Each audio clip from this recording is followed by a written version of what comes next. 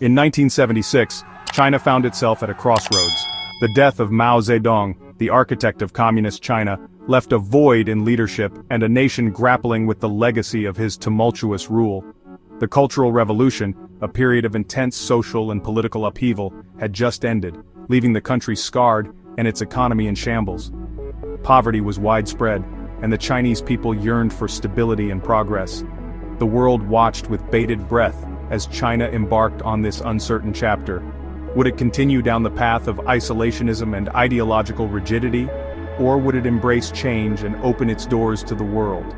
The answer in many ways would determine not only China's fate but also the future trajectory of global geopolitics.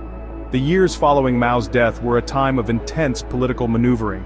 Various factions within the Communist Party vied for power, each with their own vision for China's future. The stakes were high, and the decisions made during this pivotal period would have far-reaching consequences.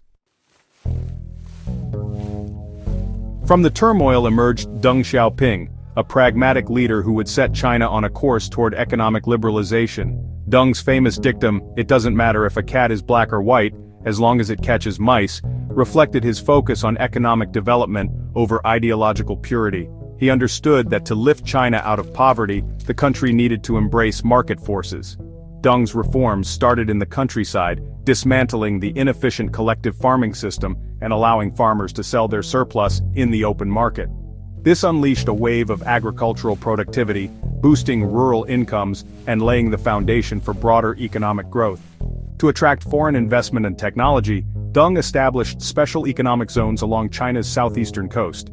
These zones offered tax breaks, streamlined regulations, and access to a low-cost labor force, attracting multinational corporations eager to tap into China's vast potential. Cities like Shenzhen, once sleepy fishing villages, transformed into bustling manufacturing hubs, driving China's export-oriented growth. China's economic transformation was nothing short of remarkable. The country, once written off by many as a poverty-stricken backwater, was rapidly becoming an economic powerhouse. Its GDP soared, lifting millions out of poverty and creating a burgeoning middle class. In 2001, China joined the World Trade Organization, further integrating itself into the global economy. This move cemented China's position as the world's factory, supplying a vast array of goods to consumers worldwide. However, China's economic rise was not without challenges.